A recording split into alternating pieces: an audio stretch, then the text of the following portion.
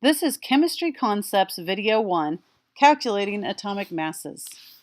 After watching this video and practicing the concepts in it, you should be able to explain the difference between mass number and atomic mass, understand what a weighted average is, and calculate average atomic mass when given percent abundances and isotope masses.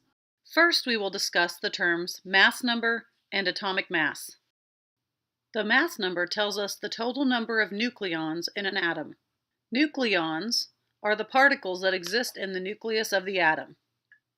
Protons and neutrons exist in the nucleus of the atom.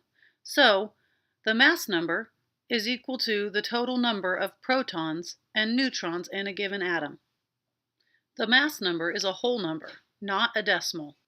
The mass number is found in the isotope name after the hyphen. For example, in sulfur 34, 34 is the mass number. The mass number is also found in the atomic symbol. It is the top number on the left part of the atomic symbol. In this atom, fluorine, there are 9 protons and 10 neutrons, for a total of 19 nucleons. The mass number for this atom of fluorine is 19. We would write the isotope name like this and the symbol like this. The atomic mass for an element is the average mass of all the different isotopes of that element that exist in nature. The atomic mass is a decimal number that can be found on the periodic table. The atomic mass is used extensively in chemistry to calculate molar masses of substances. In order to calculate an atomic mass, you have to calculate a weighted average. A weighted average is different than a normal or mean average. In a normal or mean average, you would just add up all of the numbers and then divide by how many there are. This is what you would use for finding the average of the trials in a lab that you might do in chemistry class. Here is an example of how a weighted average could be used to calculate a student's grade. In this particular class, homework makes up 20% of the final grade, labs are 30%, and tests are 50%. To calculate the weighted average, we multiply each grade by the weight percentage and then add them all up. To multiply by the percentage, we move the decimal place to the left twice. So it looks like this.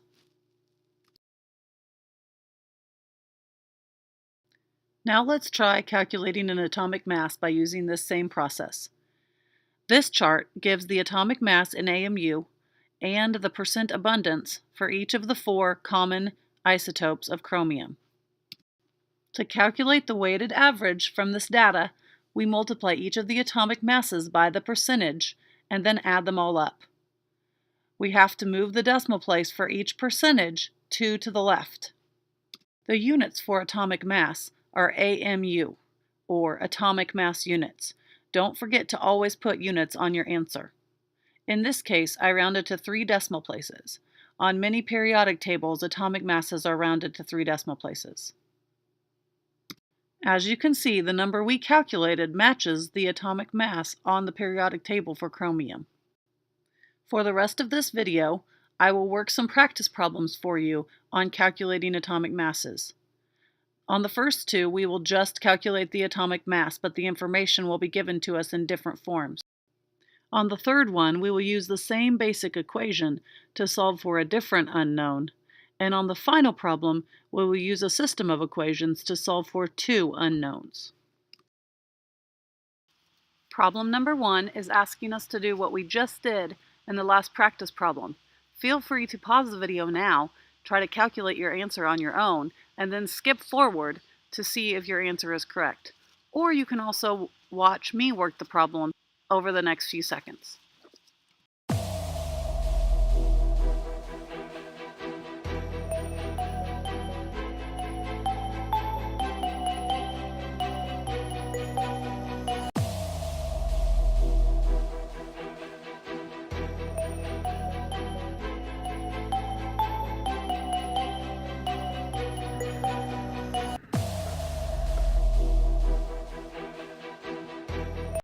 Problem number 2 is asking us to do the same type of calculation, but instead of the information being given to us on a table, we have to read through the problem to find the information.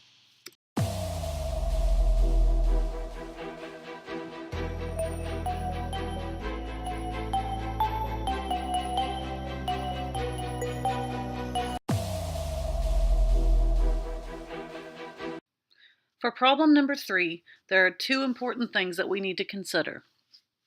First of all, we need to remember that percentages add up to 100. In this case, there are only 2 isotopes that we are dealing with, so when you know the percentage of one and not the other, you can subtract that percentage from 100 to get the other one. Secondly, we need to understand that if we know what element we're dealing with, we can get the average atomic mass from the periodic table.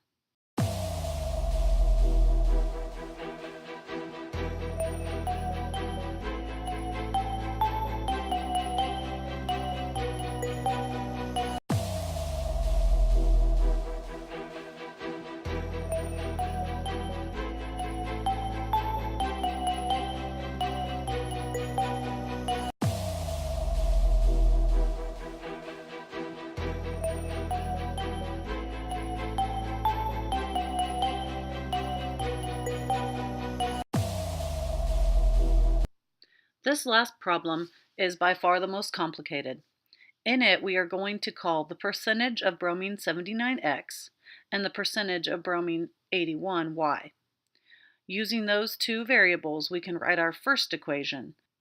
Again, you will get the average atomic mass of bromine from the periodic table. To determine our second equation, we need to remember that percentages add up to 100. In this case, though, we've changed our percentages to decimals, so our 2 percentages will actually add up to 1. So x plus y equals 1 is our second equation in this set of equations.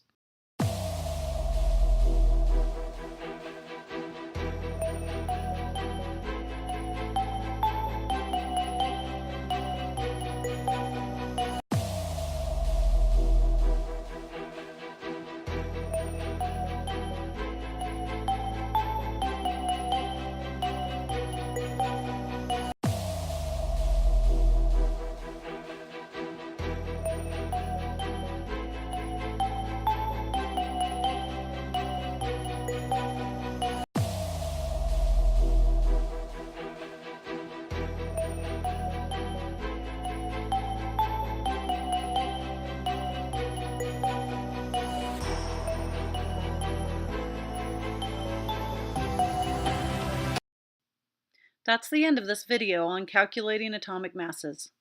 I hope you found it helpful. As always, if you are one of my students and you need help with any of this content, please feel free to come see me. I would love to help you out.